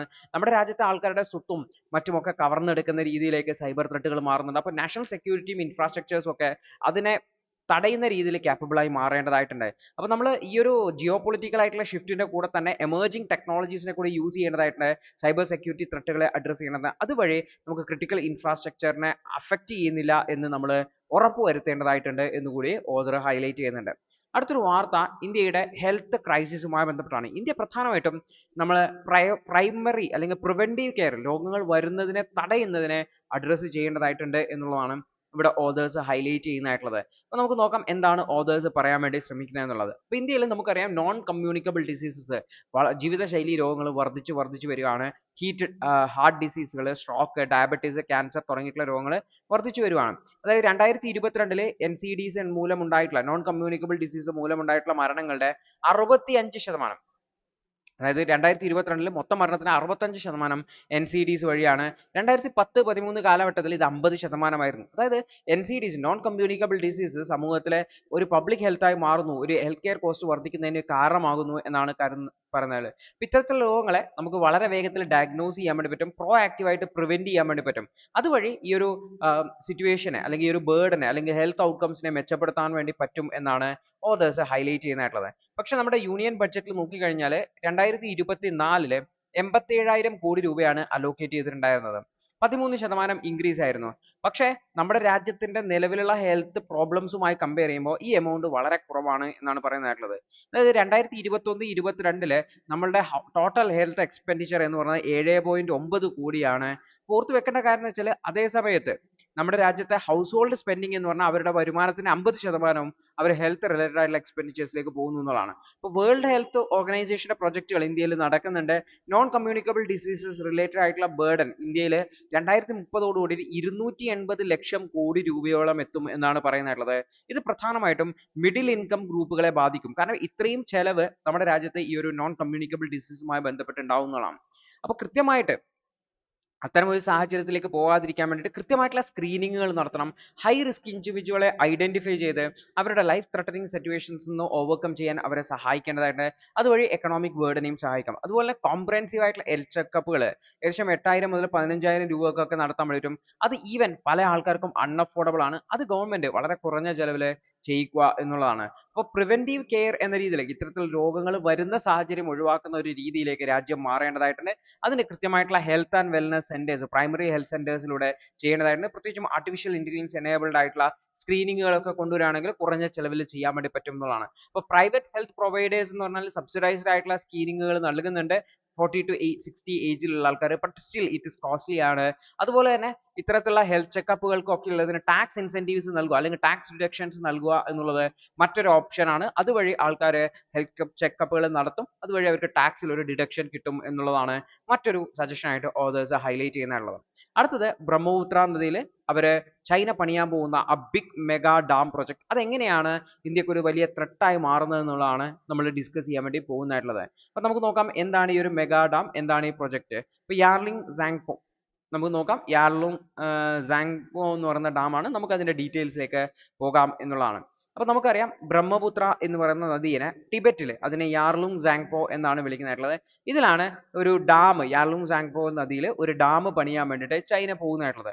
ചൈന ഒരു മാസീവ് ആയിട്ടുള്ള ഹൈഡ്രോ പവർ ഡാം ആണ് ഗ്രേറ്റ് ബെൻഡ്, ബ്രഹ്മപുത്ര നദിയിലെ ഈ ഒരു ഗ്രേറ്റ് ബെൻഡ് സ്ഥലത്ത്, ഈ ഒരു പ്രദേശത്തെ പണിയാൻ വേണ്ടി, ഇതാണ് ഗ്രേറ്റ് ബെൻഡ് എന്ന് പറയുന്നത് ഉദ്ദേശിക്കുന്നതായിട്ടുള്ളത്. അപ്പൊ ഇത് ആക്ച്വലി ചൈനയുടെ 14ാമത്തെ 5-year പ്ലാൻ 2020ന്റെ ഭാഗമായിട്ടാണ് നടത്തുന്നത്. 60 ഗിഗാവാട്ടിന്റെ ഡാം ആണ് ഇത്. അത് ഈ ഡാം വെള്ളത്തെ തടഞ്ഞു നിർത്തും. അത് ഡൗൺ സ്ട്രീം കൺട്രീസ് ആയിട്ടുള്ള ഇന്ത്യയും ഭൂട്ടാനെയും ബംഗ്ലാദേശിനെയും ഒക്കെ സീരിയസ് ആയിട്ട് ബാധിക്കും. കാരണം ബ്രഹ്മപുത്ര നദിയിലെ റിവർ ഫ്ലോയിനെ ഇത് സീരിയസ് ആയിട്ട് ബാധിക്കും എന്നുള്ളതാണ്. ബ്രഹ്മപുത്ര എന്ന് പറയുന്നത് ഒരു ട്രാൻസ് ബൗണ്ടറി റിവർ സിസ്റ്റം ആണ്. ടിബറ്റിലാണ് ഒറിജിൻ ചെയ്യുന്നത്. ടിബറ്റ് ഇന്ന് ചൈനയുടെ ഭാഗമാണ്. അത് യാർലുങ് സാങ്പോ എന്ന പേരിലാണുള്ളത്. അതിനുശേഷം അത് ഇന്ത്യയിലേക്ക് ഒഴുകും, ഭൂട്ടാനിലേക്കും പിന്നെ അത് ബംഗ്ലാദേശിലേക്കും ഒഴുകുകയാണ് ചെയ്യുന്നത് എന്നുകൂടി ഓർത്തു വെക്കണം. അപ്പൊ എല്ലാ സ്റ്റേറ്റുകളും, ചൈന ആയിക്കോട്ടെ, ഇന്ത്യ ആയിക്കോട്ടെ, ഭൂട്ടാൻ ആയിക്കോട്ടെ, ബംഗ്ലാദേശ്, ഇവർക്കെല്ലാം തന്നെ ഒരുപാട് ഇൻഫ്രാസ്ട്രക്ചർ പ്രൊജക്ടുകൾ ഇത്തരത്തിലുള്ള റിവറുകളിലുണ്ട്. പ്രത്യേകിച്ച് ഹൈഡ്രോ പവർ പ്രൊജക്ടുകളും ഇറിഗേഷൻ പ്രൊജക്ടുകളും എല്ലാം പണിയുന്നുണ്ട് എന്നുകൂടി ഓർത്തു വെക്കുക. അപ്പൊ ഇത്തരത്തിൽ ട്രാൻസ്ബൗണ്ടറി റിവേഴ്സ് ബ്രഹ്മപുത്ര എന്ന് പറയുന്നത് പലപ്പോഴും ഡാമുകൾ പണിയുന്നതിന്റെ ഒരു പ്രധാനപ്പെട്ട കാരണം എന്ന് വെച്ചാൽ അവരുടെ നാഷണൽ സോവറിറ്റിയെ കാണിക്കാൻ വേണ്ടിയിട്ടാണ് എന്നുള്ളത് പറയാൻ വേണ്ടി പറ്റും. അപ്പൊ നമുക്ക് ഇവിടെ ഓർത്ത് വെക്കണം, ചൈന എന്ന് പറയുന്നത് ഒരു അപ്സ്ട്രീം നാഷൻ ആണ്. അവർക്ക് ഒരു ഡൊമിനന്റ് റോൾ, കാരണം വെള്ളം ഇവിടെ നിന്നാണ് വരുന്നത്. അവർക്ക് വേണമെങ്കിൽ ഈ ഒരു ഗ്രേറ്റ് ബെൻഡ് പ്രദേശത്ത് ഒരു ഡാം പണിതിട്ട് ഈ നദിയിലെ വെള്ളത്തെ മുഴുവനായിട്ട് പിടിച്ചു നിർത്താൻ വേണ്ടി പറ്റും എന്നുകൂടി ഓർത്ത് വെക്കുന്നതാണ്. അപ്പൊ ഈ ഒരു പ്രൊജക്ട് പ്രത്യേകിച്ച് അവര് 3 ഗോർജസ് ഡാം പോലുള്ള പ്രൊജക്ടുകൾ ചെയ്തിട്ടുണ്ട് ഇത്തരത്തിലുള്ള റിവർ സിസ്റ്റത്തിന് മേലെ കൺട്രോൾ ചെയ്യാൻ വേണ്ടിയിട്ട്. ഇതിന്റെ ഒരു കൺസേൺ ആയിട്ട് പറയുന്നത് വെച്ചാൽ ഇതൊരു വാട്ടർ വാറിന് കാരണമാകും. കാരണം ഇവിടെ ഒരു ഡാം പണിതിട്ട് ചൈന എന്ത് ചെയ്യാണ്, മുഴുവൻ വെള്ളത്തെയും ഇവിടെ തടഞ്ഞു നിർത്തുകയാണ് ചെയ്യുന്നതെങ്കിൽ ഡൗൺ സ്ട്രീം കൺട്രീസിലേക്ക് വെള്ളം വരാത്ത സാഹചര്യത്തിലേക്ക് പോകുമെന്ന് ഓർത്ത് വെക്കുക. അപ്പൊ എന്താവും, ഇന്ത്യയിലേക്കും മറ്റുമൊക്കെ വെള്ളം കിട്ടാത്ത സാഹചര്യത്തിലേക്ക്. ഇൻ കേസ് പെട്ടെന്ന് ഈ ഡാം തുറക്കുകയാണെങ്കിൽ മുഴുവൻ വെള്ളവും പെട്ടെന്ന് ഇതിലേക്ക് ഒഴിച്ചു വരും. അപ്പോൾ ഇന്ത്യ ഡൗൺ സ്ട്രീം സ്റ്റേറ്റ്സിലെ വെള്ളപ്പൊക്കം ഉണ്ടാവും. അപ്പോൾ ഒരു യുദ്ധ സാഹചര്യം പോലെ ഇത് രൂപപ്പെടാം എന്നുള്ളതാണ് ഒരു കൺസേൺ ആയിട്ടുള്ളത്. അതേപോലെ ബ്രഹ്മപുത്ര നദിയുടെ തീരത്തുള്ള കമ്മ്യൂണിറ്റീസ്, അവര് ഈ ഒരു നദിയുടെ ട്രഡീഷണൽ ആയിട്ടുള്ള നാച്ചുറൽ സൈക്കിളുമായിട്ട് അഡാപ്റ്റഡ് ആയിട്ടാണ്. ഇത്തരത്തിലുള്ള ഒരു മെഗാ ഡാം വരുവാണെങ്കിൽ നദിയിലെ വെള്ളത്തിന്റെ അളവിൽ വ്യത്യാസം വരും, അവരെ അത് ബാധിക്കും എന്നുള്ളതാണ്. ഇത്തരത്തിലുള്ള മെഗാ ഡാം പ്ലാൻ ചെയ്തപ്പോൾ അത് അതിന്റെ ഡൗൺ സ്ട്രീമിലുള്ള അഗ്രികൾച്ചറിനെയും അവിടുത്തെ ഗ്രൗണ്ട് വാട്ടർ സിസ്റ്റത്തെയും ഒക്കെ ബാധിക്കും എന്നുകൂടി ഓർത്തു വെക്കുക. ഇന്ത്യയിലെയും ബംഗ്ലാദേശിലെയും ഭൂട്ടാനിലെയും ഒക്കെ. അപ്പോൾ ഈ റിവർ ഫ്ലോയിൽ ഉണ്ടാകുന്ന ഡിസ്റപ്ഷൻസ് നമ്മുടെ രാജ്യത്തെ മൺസൂൺ പാറ്റേണിനെ ബാധിക്കാം. നമ്മുടെ ഹിമാലയൻ ഇക്കോളജിയെ തന്നെ, വളരെ സെൻസിറ്റീവ് ആയിട്ടുള്ള ഇക്കോളജിയാണ് ഹിമാലയൻ, അതിനെയും ബാധിക്കാം എന്നതാണ്. അപ്പോൾ ചൈനയും ഇന്ത്യയും ഭൂട്ടാനും തമ്മിൽ പരസ്പരം ഇവരെല്ലാം തന്നെ വലിയ വലിയ ഡാമുകൾ റിവറുകളിൽ പണിയുന്നുണ്ട്. പ്രത്യേകിച്ചും അവരുടെ റിസോഴ്സസിനെയും പവറിനെയും ഒക്കെ സെക്യൂർ ചെയ്യാൻ വേണ്ടിയിട്ടാണ്. നമ്മുടെ രാജ്യത്ത് നിന്ന് വളരെ ശക്തിയിൽ ഒഴുകി പോകുന്ന വെള്ളത്തെ നമ്മൾ എന്തിനാണ് വേസ്റ്റ് ആക്കുന്നത്, നമുക്കത് മാക്സിമം സെക്യൂർ ചെയ്യാം എന്നുള്ളതാണ്. അപ്പോൾ ഇത്ര നോർമലി രാജ്യങ്ങൾ തമ്മിൽ വിവിധ ട്രീറ്റുകൾ ഉണ്ടാവാറുണ്ട്. പക്ഷെ ഓർത്ത് വെക്കുക, ഇത്തരത്തിൽ ഒരു ഫോർമൽ ട്രീറ്റിയും റിവറിനെ മാനേജ് ചെയ്യുന്നതുമായി ബന്ധപ്പെട്ട് ഇന്ത്യയും ചൈനയുമായിട്ടൊന്നും ഇല്ല. അതുകൊണ്ട് തന്നെ ഈ ഒരു ഡാമുമായി ബന്ധപ്പെട്ട ഡാറ്റ ഷെയറിങ്ങിനോ മറ്റുമൊന്നും കൃത്യമായിട്ടില്ല. അവർ ഓപ്പൺ ചെയ്യുന്നതിന് 2 ദിവസം മുന്നേ ഇന്ത്യയെ അറിയിക്കണം എന്ന് പറയാനുള്ള പ്രൊവിഷൻസ് ഒന്നും തന്നെ ഇല്ല, ഓർത്ത് വെക്കുക. അതുപോലെ തന്നെ ടെറിട്ടോറിയൽ ഡിസ്പ്യൂട്ടുകൾ ഉണ്ട് താനും, ഇന്ത്യയും ചൈനയുമായിട്ട് ഈ ഒരു മേഖലയിലും ഉണ്ട് താനും. അതെല്ലാം തന്നെ ഈ ഒരു വിഷയത്തിന്റെ കോംപ്ലക്സിറ്റി വർദ്ധിക്കുന്ന ഒരു സാഹചര്യത്തിലേക്കാണ് പോകുന്നതെന്ന് ഓർത്ത് വെക്കുക. ഇത് അതിൻ്റെതായിട്ടുള്ള ബയോ റീജിയണൽ അതുപോലെ ഇക്കോ റീജിയണൽ ഇഷ്യൂസ് ഉണ്ടെന്ന് ഓർത്ത് വെക്കാം. കാരണം വളരെ റീജിയണൽ പെർസ്പെക്റ്റീവിൽ നോക്കുമ്പോൾ വളരെ ബ്രഹ്മപുത്ര റിവർ ബേസിന് അതിന്റെ കമ്മ്യൂണിറ്റീസിനെ ഒക്കെ പ്രൊട്ടക്ട് ചെയ്യേണ്ടത് അത്യാവശ്യമാണ്. പെട്ടെന്നുള്ള ഒരു വെള്ളപ്പൊക്കത്തിൽ ചിലപ്പോൾ ഈ കമ്മ്യൂണിറ്റീസിനെ അത് നെഗറ്റീവായിട്ട് ബാധിക്കാം. അതുപോലെ ക്ലൈമറ്റ് ചേഞ്ചും ഈ ഒരു മെഗാ ഡാമുകളെ പ്രവർത്തനത്തെ ബാധിക്കാം, റിവർ എക്കോസിസ്റ്റത്തെ ബാധിക്കാം. അപ്പൊ ഇതെല്ലാം തന്നെ സിറ്റുവേഷൻസിനെ കുറച്ചുകൂടി കോംപ്ലക്സ് ആയിട്ടുള്ള ലെവലിലേക്ക് കൊണ്ടുപോകാം എന്നുള്ളതാണ് പറയുന്നതായിട്ടുള്ളത്. അടുത്തൊരു വാർത്ത എന്ന് വെച്ചാൽ ഗ്രേറ്റ് നിക്കോബാർ പ്രൊജക്ടിനെ കുറിച്ചാണ്. ഗ്രേറ്റ് നിക്കോബാർ പ്രൊജക്ട് എന്ന് വെച്ചാൽ ആൻഡമാൻ നിക്കോബാർ സമൂഹത്തിൽ ഗ്രേറ്റ് നിക്കോബാറിലെ വലിയ ഇൻഫ്രാസ്ട്രക്ചർ ഡെവലപ്മെന്റ് പ്രൊജക്ട് ആണ്. ഇതെങ്ങനെയാണ് ഇൻഡിജീനിയസ് കമ്മ്യൂണിറ്റിയെ ബാധിക്കുന്നത്, എക്കോളജിക്കൽ കൺസേൺസ് എന്തൊക്കെയാണെന്നുള്ളതാണ് ഓതേഴ്സ് ഇവിടെ ഹൈലൈറ്റ് ചെയ്യുന്നതായിട്ടുള്ളത്. അപ്പൊ നമുക്ക് ഈ ആൻഡമാനിലെ ഷോംപെൻ എന്ന് പറയുന്ന കമ്മ്യൂണിറ്റീനെ ഇൻഡിജിനസ് ട്രൈബൽ ഗ്രൂപ്പുകളെയാണ് ഇവിടെ കാണാൻ വേണ്ടി പറ്റുന്നത്. അപ്പോൾ ഇത്തരത്തിലുള്ള ട്രൈബൽ ഗ്രൂപ്പുകൾ ഇന്നും ജീവിക്കുന്ന പ്രദേശമാണ് ആൻഡമാൻ നിക്കോബാർ എന്ന് പറയുന്ന പ്രദേശം. അപ്പോൾ ഇവരെയൊക്കെ ബാധിക്കുന്ന രീതിയിലാണ് ഈ പ്രൊജക്ട് പോകുന്നത്. അതാണ് ഓതർ ഹൈലൈറ്റ് ചെയ്യാൻ വേണ്ടി ശ്രമിക്കുന്നത്. 72,000 കോടി രൂപയുടെ ഒരു പ്രൊജക്റ്റ് ആണ് ഗ്രേറ്റ് നിക്കോബാർ പ്രൊജക്ട് എന്ന് പറയുന്നത്. അവിടെ ഇന്റർനാഷണൽ ക്രൂയിസ് ടെർമിനലും ഷിപ്പ് ബ്രേക്കിംഗ് യാർഡുകളൊക്കെ പണിയുന്ന രീതിയിലാണ്. ഇത് പ്രധാനമായിട്ടും അവിടുത്തെ ലോക്കൽ ഇക്കോളജി ഒക്കെ ത്രട്ടൺ ചെയ്യുന്നു എന്ന് പറഞ്ഞിട്ടാണ് കൺസേൺസ് റേസ് ചെയ്യുന്നതായിട്ടുള്ളത്. അവിടുത്തെ ഇൻഡിജിനസ് ആയിട്ടുള്ള കമ്മ്യൂണിറ്റികളുണ്ട്, അവരാണ് വർഷങ്ങളായിട്ട് ആ ഒരു പ്രദേശത്തെ സംരക്ഷിച്ചു പോകുന്നതായിട്ടുള്ളത്. അവരുടെ അവകാശങ്ങളെ തള്ളിക്കളയും, അവിടുത്തെ ഇക്കോളജിക്കൽ ഇമ്പോർട്ടൻസ് ഒന്നും നോക്കാതെ ഡെവലപ്മെന്റൽ അജണ്ട എന്ന രീതിയിലാണ് ഈ ഒരു പ്രൊജക്ട് പോകുന്നത്. കാരണം ഒരുപാട് വൈൽഡ് ലൈഫ് സാങ്ച്വറീസ് ഉള്ള ഒരു പ്രദേശമാണ് ഈ ഒരു ആൻഡമാൻ നിക്കോബാർ അല്ലെങ്കിൽ ഗ്രേറ്റ് നിക്കോബാർ പ്രദേശം. ഉദാഹരണത്തിന് മെറോ ഐലൻഡിൽ കോറൽ സാങ്ച്വറി ഉണ്ട്, മെഗാപോഡ് സാങ്ച്വറി മെങ്കൽ ഐലൻഡിലുണ്ട്, leatherback turtle sanctuary little Nicobar ഐലൻഡുകളിലുണ്ട്. അപ്പോൾ ഇവിടെ ഇത്തരത്തിലുള്ള ഇൻഫ്രാസ്ട്രക്ചർ പ്രൊജക്റ്റുകളൊക്കെ വരുമ്പോൾ അതെന്ത് ഇതിനെയൊക്കെ ബാധിക്കാം എന്നുള്ളതാണ്. അതേപോലെ തന്നെ ഇൻഡിജിനസ് കമ്മ്യൂണിറ്റിയുടെ അവകാശത്തെക്കുറിച്ച് പറയുന്നത് അവിടെ പയു എന്ന് പറയുന്ന കമ്മ്യൂണിറ്റീസ് ഉണ്ട്. ഇവരാണ് ഈ മെറോ അതുപോലെ തന്നെ മെഞ്ചൽ ഐലൻഡുകളെ വർഷങ്ങളായിട്ട് അവരുടെ സ്പിരിച്വൽ അതുപോലെ തന്നെ ട്രഡീഷണൽ പ്രാക്ടീസിന്റെ ഭാഗമായിട്ട് സംരക്ഷിച്ചു പോകുന്നതായിട്ടുള്ള അവരുടെ വിശ്വാസത്തിന്റെ ഭാഗമായിട്ട് അവർ സംരക്ഷിച്ചു പോകുന്നതായിട്ടുള്ളത്. അപ്പോൾ ഈ ഒരു ഐലൻഡുകൾ എന്ന് പറഞ്ഞാൽ അവരുടെ സർവൈവലിനും വളരെ അത്യാവശ്യമാണ്. അപ്പൊ അവരുടെ സ്പിരിച്വൽ ബിലീവിന്റെ അടിസ്ഥാനത്തിൽ, വിശ്വാസത്തിന്റെ അടിസ്ഥാനത്തിൽ അവർ അവിടുത്തെ റിസോഴ്സസിനെ ഒക്കെ സസ്റ്റെയിൻ ആയിട്ട് കൊണ്ടുപോവുകയാണ് ചെയ്യുന്നത്. എന്നാൽ ആൻഡമാൻ നിക്കോബാർ അഡ്മിനിസ്ട്രേഷൻ ഈ ഒരു ഐലൻഡുകളെ സാങ്ച്വറീസ് ആയിട്ട് ഡെസിഗ്നേറ്റ് ചെയ്തിട്ടുണ്ടായിരുന്നു. അത് തന്നെ അവിടുത്തെ ഇൻഡിജിനസ് ആയിട്ടുള്ള ലാൻഡ് റൈറ്റുകളെയും മറ്റുമൊക്കെ ഇല്ലാതാക്കുന്നതിന് കാരണമായിട്ടുണ്ടായിരുന്നു എന്ന് ഓർത്ത് വെക്കുക. അപ്പൊ ഇത്തരത്തിലുള്ള പുതിയ പ്രൊജക്ടുകൾ വരുമ്പോൾ അവിടെ എൻവയോൺമെന്റൽ ഇക്കോളജിക്കൽ ബാധിക്കും, ഡാമേജുകൾ ഉണ്ടാവും. പ്രത്യേകിച്ച് കോറൽ റീഫുകൾ, മെഗാപോഡ് ബേർഡ്സ് തുടങ്ങിയവയൊക്കെ സംരക്ഷിക്കുന്നതിന് വേണ്ടിയുള്ള സ്റ്റെപ്പുകളുണ്ട്. പക്ഷെ അതിനൊക്കെ ബയോഡൈവേഴ്സിറ്റിയെ മൈൻഡ് ചെയ്യാതെ ഇത്തരത്തിലുള്ള പ്രൊജക്ടുകളിലേക്ക് പോകുന്നത് ബാധിക്കുന്നതാണ്. അപ്പോൾ ഗ്രേറ്റ് നിക്കോബാർ പ്രൊജക്ട് പ്രകാരം ഏകദേശം 8 മുതൽ 10 ലക്ഷം വരെ മരങ്ങൾ മുറിക്കേണ്ടി വരുന്നതാണ് കണക്കാക്കുന്നത്. കോറൽ റീഫുകൾക്ക് ഡാമേജ് ഉണ്ടാവും. എൻഡേഞ്ചേർഡ് സ്പീഷീസ് ആയിട്ടുള്ള ലെതർ ബാക്ക് ടേർട്ടിൽസ് ഉൾപ്പെടെ ഡാമേജ്ഡ് ആവുന്ന, അവർക്ക് വരെ ഭീഷണിയാവുന്ന സാഹചര്യമാണുള്ളത്. അതുപോലെ ഇൻഡിജിനസ് ആയിട്ടുള്ള സെറ്റിൽമെന്റുകളുടെ ഈ പ്രദേശത്ത് ഷോംബൻ തുടങ്ങിയിട്ടുള്ള ട്രൈബൽ ഗ്രൂപ്പുകളുണ്ട്. ഇവരെല്ലാം തന്നെ അവരുടെ ലാൻഡ് നഷ്ടപ്പെടും, അവരുടെ ട്രഡീഷണൽ ആയിട്ടുള്ള ലൈവ്ലിഹുഡ് നഷ്ടപ്പെട്ട് അവിടെ നിന്ന് ഡിസ്പ്ലേസ് ചെയ്യപ്പെടുന്ന സാഹചര്യമുണ്ട് എന്ന് കൂടി ഓർത്ത് വെക്കാം. ഇപ്പോൾ ലോകത്ത് തന്നെ നോക്കിക്കഴിഞ്ഞാൽ ലോകത്തിന്റെ മൊത്തം ബയോഡൈവേഴ്സിറ്റിയുടെ 80% പ്രൊട്ടക്ട് ചെയ്യുന്നത് ഇൻഡിജിനസ് ആയിട്ടുള്ള ഗ്രൂപ്പുകളാണ്. ഈവൻ ദോ അവർ വെറും 6% മാത്രമാണ് ഈ ഒരു ഗ്ലോബൽ പോപ്പുലേഷനിൽ വരുന്നത് എന്നുള്ളത്. അപ്പോൾ ഇൻഡിജിനസ് കമ്മ്യൂണിറ്റീസിനെ പ്രൊട്ടക്ട് ചെയ്യുക, അവരുടെ താല്പര്യങ്ങളെ സംരക്ഷിക്കുക എന്നുള്ളത് ഒരു തരത്തിൽ പറഞ്ഞാൽ ബയോഡൈവേഴ്സിറ്റി സംരക്ഷണത്തിന് വളരെ അത്യാവശ്യമാണെന്നുള്ളതാണ്. അപ്പോൾ അത്തരത്തിലുള്ള ഇൻഡിജിനസ് ട്രൈബൽ കമ്മ്യൂണിറ്റിയുടെ താല്പര്യങ്ങളെ കണക്കിലെടുക്കാതെ നമ്മൾ അവിടെ ഡെവലപ്മെന്റൽ ആക്ടിവിറ്റീസ് നടത്തുന്നത് ലോങ് ടേമിലേക്ക് നെഗറ്റീവ് ഇമ്പാക്ട് ഉണ്ടാക്കും എന്നാണ് പറയുന്നത്. അപ്പോൾ ഇത്തരം വിഷയങ്ങൾ ഇന്റർനാഷണൽ കമ്മ്യൂണിറ്റീസ് ഉൾപ്പെടെ ഇടപെടേണ്ടതായിട്ടുണ്ട്. ഇൻഡിജിനസ് ട്രൈബുകളെ അവരെ സംരക്ഷിക്കേണ്ടതായിട്ടുണ്ട്, അവരുടെ അവകാശങ്ങളെ സംരക്ഷിക്കേണ്ടതായിട്ടുണ്ട്, ബയോഡൈവേഴ്സിറ്റിയെ പ്രൊട്ടക്ട് ചെയ്യേണ്ടതായിട്ടുണ്ട് എന്നൊക്കെയാണ് ഓതർ ഇവിടെ ഹൈലൈറ്റ് ചെയ്യുന്നതെന്ന് കൂടി ഓർത്തു വെക്കേണ്ടതാണ്. അടുത്തൊരു വാർത്ത എന്ന് വെച്ചാൽ ബാനിഹാൽ ബൈപ്പാസ് ജമ്മു ആൻഡ് കാശ്മീരിലെ റംബാൻ എന്ന് പറയുന്ന പ്രദേശത്ത് ഓപ്പൺ ചെയ്തു എന്നുള്ളതാണ്. അപ്പോൾ ഇവിടെ NH44 വരുന്നുണ്ട്. ചിലപ്പോൾ UPSC NHന്റെ നമ്പർ തന്നിട്ട് ഇത് ഏത് സ്റ്റേറ്റിലൂടെയാണെന്നൊക്കെ ചോദിക്കാറുണ്ട്, മുൻപേ ചോദിച്ചിട്ടുണ്ട്. അതുകൊണ്ട് ഈ ഒരു വാർത്ത ഇമ്പോർട്ടന്റ് ആണെന്ന് ഓർത്ത് വെക്കാം. അപ്പോൾ Nitin Gadkari union minister of transport and highways അദ്ദേഹം 2.35 കിലോമീറ്റർ നീളമുള്ള ബാനിഹാൽ ബൈപ്പാസ് ജമ്മു ആൻഡ് കാശ്മീരിലെ റംബാൻ ഡിസ്ട്രിക്റ്റിലാണ് അദ്ദേഹം ഓപ്പൺ ചെയ്തു. നാഷണൽ സെക്യൂരിറ്റി അതുപോലെ ടൂറിസം മേഖലയിൽ ഇമ്പോർട്ടന്റ് ആയിട്ടുള്ള ഓർത്തുക. 224 കോടി രൂപക്കാണ് ഇത് ഡെവലപ്പ് ചെയ്തിട്ടുള്ളത്. NH44 ഓർത്തുക. ഇത് കാശ്മീർ വാലിയെ ഇന്ത്യയുമായിട്ട് കണക്ട് ചെയ്യുന്ന NH ആണ്, NH44 എന്നുള്ള കാര്യം കൂടി ഓർത്തു വെക്കേണ്ടതായിട്ട്. ഇത് ഖർപോറ മുതൽ നഗയുഗ ടണൽ വരെയാണ് വരുന്നത് എന്നുകൂടി ഓർത്തു വയ്ക്കേണ്ടതായിട്ട്. അപ്പോൾ ഇവിടെ NH44 എവിടെയാണ് എന്നുള്ളതാണ് നിങ്ങൾ പ്രധാനമായിട്ടും ഓർത്തു വയ്ക്കേണ്ടതായിട്ടുള്ളത്. അടുത്തത് ഈ ഒരു ഇൻഷുറൻസ് എന്ന് പറയുന്നത്, പ്രത്യേകിച്ച് ബൈക്ക് ഇൻഷുറൻസ്, സ്കൂട്ടർ ഇൻഷുറൻസ് എന്ന് പറയുന്നത് വളരെ ക്രൂഷ്യൽ ആണ് എന്നുള്ള രീതി പറയാറുണ്ട്. എന്തുകൊണ്ടാണ് ഇൻഷുറൻസ് എടുക്കണം, എന്താണ് അതിന്റെ ഇമ്പോർട്ടൻസ് എന്നുള്ളതാണ് നമ്മൾ നോക്കാൻ വേണ്ടി പോകുന്നതായിട്ടുള്ളത്. അപ്പോൾ ഇൻഷുറൻസ് സെക്ടറിനെ കുറിച്ച് നമ്മൾ എക്കണോമിയിൽ പഠിക്കാറുണ്ട്. പ്രത്യേകിച്ചും റോഡ് ആക്സിഡന്റുകളൊക്കെ നടക്കുന്ന സമയത്ത് ഇൻഷുറൻസ് ഭയങ്കര റിലവൻ്റ് ആണ്. ഇന്ത്യയിൽ highest number off road accident നടക്കുന്നതാണ്. പ്രത്യേകിച്ചും റെക്ലെസ് ആയിട്ടുള്ള ഡ്രൈവിംഗ്, റൂളുകളെ കൃത്യമായിട്ട് കോംപ്ലൈ ചെയ്യാത്തത്, ഹ്യൂമൻ എറേഴ്സ്, ഇതൊക്കെ കാരണമാകാറുണ്ട്. 2022 75,000-ഓളം ടൂ വീലർ ഫാറ്റാലിറ്റീസ് ആണ് നമ്മുടെ രാജ്യത്തുണ്ടായിരുന്നത്. 75,000-ഓളം ആൾക്കാരാണ് മരണപ്പെട്ടിട്ടുണ്ടായിരുന്നത്. അതുപോലെ തന്നെ 44% റോഡ് ആക്സിഡന്റുകളിൽ മരണം ഉണ്ടായിട്ടുണ്ട് എന്നുകൂടി ഓർത്ത് വെക്കാം. അപ്പോൾ വാഹനങ്ങളുടെ എണ്ണം വർദ്ധിക്കുന്നു എന്നുള്ളതും, പ്രത്യേകിച്ചും ടൂ വീലേഴ്സിന്റെ എണ്ണം, ആൾക്കാരുടെ കയ്യിൽ പൈസ വരുമ്പോൾ ആൾക്കാർ ടൂ വീലേഴ്സ് വർദ്ധിക്കുന്നു, ഇൻകം ലെവൽ വർദ്ധിക്കുമ്പോൾ ടൂ വീലേഴ്സ് വാങ്ങുന്നു, അത് ഉപയോഗിക്കുന്നു എന്നുള്ളതും മരണം കൂടാൻ വേണ്ടിയിട്ടാണ്. അപ്പോൾ ഇൻഷുറൻസ് എടുക്കുക എന്ന് പറയുന്നത് മാൻഡേറ്ററി ആയിട്ടുള്ള കാര്യമാണ്. പക്ഷെ ഓർത്തു വെക്കുക, ഇന്ത്യയിലെ ടൂ വീലേഴ്സിൽ 60% ടൂ വീലേഴ്സിനും ഇൻഷുറൻസ് ഇല്ല എന്നുകൂടി ഓർത്തു വെക്കേണ്ടതായിട്ടുണ്ട്. അപ്പൊ ഇതിൽ ഓർത്ത് വെക്കേണ്ട കാര്യം എന്ന് വെച്ചാൽ ഈ വെഹിക്കിൾ ഓണേഴ്സ് പൈസ സേവ് ചെയ്യാൻ വേണ്ടിയിട്ട് ഇൻഷുറൻസ് എടുക്കാതിരിക്കും എന്നുള്ളതാണ്. അത് അവയർനെസ് കുറവാണ്. കാരണം ഇൻഷുറൻസ് ഇല്ലാതെ വാഹനം ഓടിച്ച് അപകടം ഉണ്ടായിക്കഴിഞ്ഞാൽ അത് വലിയ കുറ്റകൃത്യമാണെന്ന് ഓർത്ത് വെക്കുക.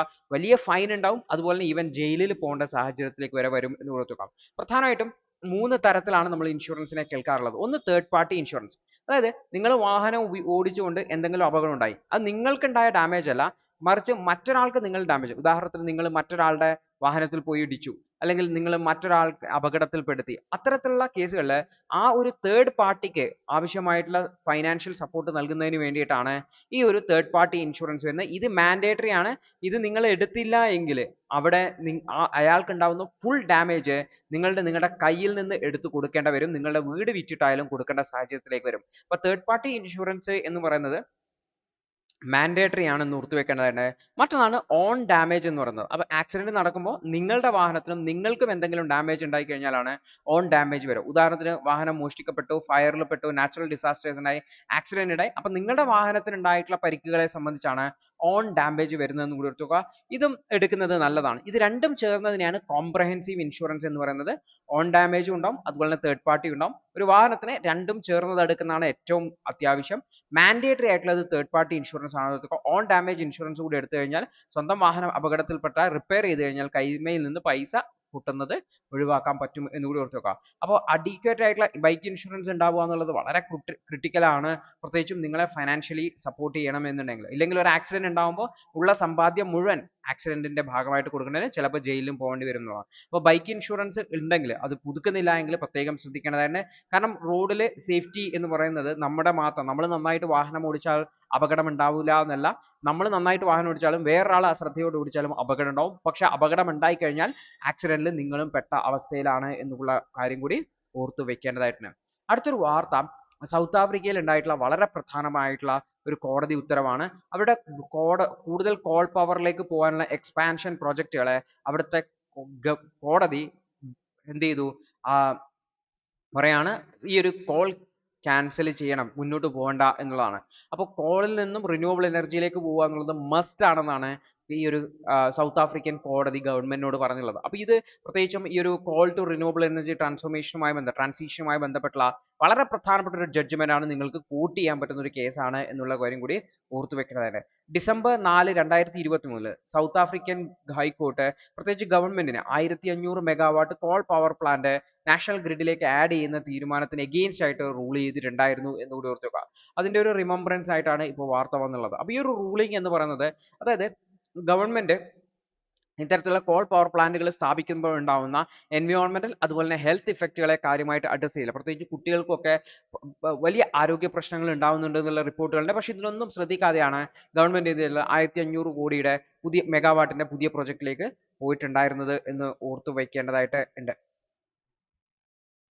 ക്ലൈമറ്റ് ചേഞ്ചുമായി ബന്ധപ്പെട്ട വിഷയങ്ങളിൽ ഈ ഒരു ജഡ്ജ്മെന്റ് എന്ന് പറഞ്ഞാൽ വളരെ സിഗ്നിഫിക്കന്റ് ആയിട്ടുള്ള ഒരു മൂവ്മെന്റ് ആണ്. പ്രത്യേകിച്ചും ഇത്തരത്തിലുള്ള കോൾ പവർ പ്ലാന്റുകൾ കൂടുതലായിട്ട് സ്ഥാപിക്കാനുള്ള ഗവൺമെന്റുകളുടെ ശ്രമങ്ങൾക്കെതിരെയുള്ള ശക്തമായിട്ടുള്ള ഒരു താക്കീതായിട്ട് നമുക്ക് ഇതിനെ കാണാൻ വേണ്ടി പറ്റും. ഇപ്പൊ 2021 സിവിൽ സൊസൈറ്റി ഗ്രൂപ്പുകൾ, ഇത്തരത്തിലുള്ള ആഫ്രിക്കൻ ക്ലൈമറ്റ് അലയൻസ് പോലുള്ള ഗ്രൂപ്പുകൾ ഉൾപ്പെടെ അവർ ഈ ഒരു ഗവൺമെന്റിനെ 2019 ആക്ഷൻ എഗെയിൻസ്റ്റ് ആയിട്ട് കോൾ പവറുകൾ എക്സ്പാൻഡ് ചെയ്യാൻ വേണ്ടിയിട്ടുള്ള ആക്ഷൻ എഗെയിൻസ്റ്റ് ആയിട്ട് നൽകിയിട്ടുള്ളത്. കാരണം ഇത്തരത്തിലുള്ള കോൾ പവർ പ്ലാന്റുകൾ വരുമ്പോൾ അത് എയർ പൊല്യൂഷനെ വേഴ്സൺ ചെയ്യും, പബ്ലിക് ഹെൽത്തിനെ ബാധിക്കും, രാജ്യത്തിന്റെ ക്ലൈമറ്റ് കമ്മിറ്റ്മെന്റിന് വിരുദ്ധമാണ്. അതുകൊണ്ട് തന്നെ ഈ ഒരു കേസിനെ ക്യാൻസൽ കോൾ കേസ് എന്ന രീതിയിലാണ് വിളിച്ചിട്ടുണ്ടായിരുന്നത്. പ്രത്യേകിച്ചും കോൾ പവർ പ്ലാന്റുകൾ ക്യാൻസൽ ചെയ്യുക, എന്നിട്ട് ക്ലീനർ എനർജി ആൾട്ടർനേറ്റീവ്സിൽ പോവുക എന്നുള്ള ഒരു ആവശ്യമാണ് ഉണ്ടായിരുന്നത് ഓർത്തു വെക്കുക.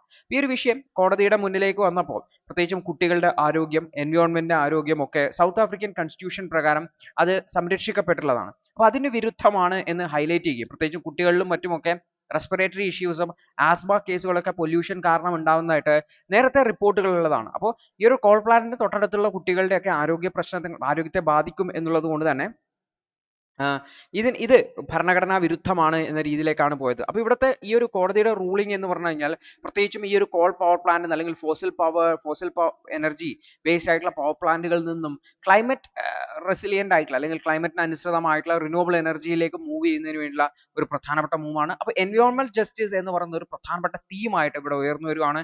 ഇത് സിവിൽ സൊസൈറ്റി ഓർഗനൈസേഷൻസും അതുപോലെ ജുഡീഷ്യൽ സിസ്റ്റംസും ഒക്കെ ആ ഒരു എൻവയോൺമെന്റൽ ജസ്റ്റിസ് കൊണ്ടുവരുന്നതിന് വളരെ പ്രധാനപ്പെട്ട റോൾ വഹിക്കുന്നത് നമുക്ക് കാണാൻ പറ്റും. പറ്റും. അപ്പോൾ ഇന്ത്യയും ഈ ഒരു ട്രാൻസിഷന്റെ പാത്തിലേക്കാണ്. അപ്പോൾ കോൾ പവേർഡ് ആയിട്ടുള്ള പവർ പ്ലാന്റുകൾ വരുമ്പോൾ, അല്ലെങ്കിൽ കൂടുതൽ കോൾ പവേർഡ് ആയിട്ടുള്ള പവർ പ്ലാന്റുകൾ വരുമ്പോൾ ഈ ഒരു ആശയം നമ്മൾ ഓർത്തു വയ്ക്കേണ്ടതായിട്ടുണ്ട്. അത് കൂടുതൽ renewable energy, wind energy, solar energy തുടങ്ങിയിട്ടുള്ള ഗോളുകളിലേക്ക് അല്ലെങ്കിൽ എനർജി സോഴ്സുകളിലേക്ക് നമ്മുടെ രാജ്യം മൂവ് ചെയ്യേണ്ടതാണ് എന്ന് കൂടി ഓർത്ത് വെക്കുക. അപ്പോൾ സൗത്ത് ആഫ്രിക്കൻ കേസ് എന്ന് പറഞ്ഞാൽ ലോങ് ടേം ഗോളിനെ കുറിച്ചാണ് ഹൈലൈറ്റ് ചെയ്യുന്നതായിട്ടുള്ളത്.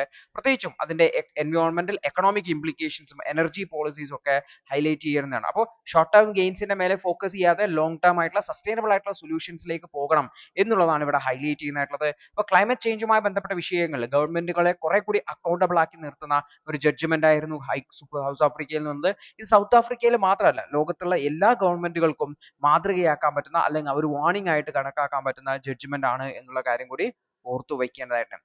അടുത്തൊരു വാർത്ത എന്ന് പറയുന്നത് ഗ്രാമ്പിയൻ നാഷണൽ പാർക്ക് എന്നുള്ള വൈൽഡ് ഫയറിന്റെ ചിത്രമാണ്. അപ്പൊ കാട്ടുതീകൾ വർദ്ധിച്ചു വരികയാണ്. അപ്പൊ എവിടെയാണ് ഗ്രാമ്പിയൻ നാഷണൽ പാർക്ക്, എന്താണ് വിഷയം എന്നാണ് നമ്മൾ നോക്കുന്നത്. അപ്പൊ ഗ്രാമ്പിയൻ നാഷണൽ പാർക്കിൽ ബുഷ് ഫയർ, കുറ്റിച്ചെടികളിൽ തീ പിടിച്ചിട്ടുണ്ടായിരുന്നു. ഇത് 76,000 ഹെക്ടേഴ്സ് സ്ഥലമാണ് കത്തി നശിക്കുന്നതിന് കാരണമായിട്ടുള്ളത്. ഓസ്ട്രേലിയയുടെ സൗത്ത് ഈസ്റ്റിലുള്ള ഒരു ശക്തമായിട്ടുള്ള ഹീറ്റ് വേവ് ആണ്. നമുക്കറിയാം ക്ലൈമറ്റ് ചേഞ്ചിന്റെ ഭാഗമായിട്ട് ശക്തമായിട്ടുള്ള ഹീറ്റ് വേവ് ഉണ്ട്. അവിടുത്തെ നോർമൽ ടെമ്പറേച്ചറിനെക്കാളും 14 ഡിഗ്രി സെൽഷ്യസ് എബോവ് ആണ് അവിടുത്തെ ടെമ്പറേച്ചർ ചില സ്ഥലങ്ങളിൽ വർദ്ധിച്ചുള്ളതാണ്. ഇതാണ് തീ പിടിക്കാൻ വേണ്ടി കാരണമായിട്ടുള്ളതെന്ന് ഓർത്ത് വെക്കുക. അപ്പോൾ ഈ ഒരു ഗ്രാമ്പിയൻ നാഷണൽ പാർക്ക് എന്ന് പറയുന്നത്, അതിനെ ഗ്രാമ്പിയൻസ് എന്ന് കൂടി വിളിക്കാറുണ്ട്. ഇത് ആക്ച്വലി ഓസ്ട്രേലിയയുടെ വിക്ടോറിയ റീജിയനിലുള്ള ഗ്രാമ്പിയൻസ് എന്ന് പറയുന്ന റീജിയനിലാണെന്ന് ഓർത്ത് വെക്കുക. അപ്പോൾ ഇവിടെ മൗണ്ടൻ റേഞ്ചസ് ഉണ്ട്. സാൻഡ്സ്റ്റോണിലുള്ള മൗണ്ടൻ റേഞ്ചസുകൾക്ക് വളരെ ഫേമസ് ആയിട്ടുള്ള ഒരു സ്ഥലം കൂടിയാണ് ഗ്രാമ്പിയൻ നാഷണൽ പാർക്ക് എന്നുള്ളതും കൂടെ ഓർത്തു വയ്ക്കേണ്ടതായിട്ട് ഉണ്ട്. അപ്പോൾ ആ പേരും ലൊക്കേഷനും ഒന്ന് ഓർത്തു വെക്കാൻ ശ്രമിക്കുക. ഇത്രയും ടോപ്പിക്കുകളാണ് ഇന്നേ ദിവസം ഡിസ്കഷൻ ആയിട്ടുള്ളത്. കൃത്യമായിട്ട് മനസ്സിലാക്കുക, കൃത്യമായിട്ട് റിവിഷൻ ചെയ്യുക. All the best.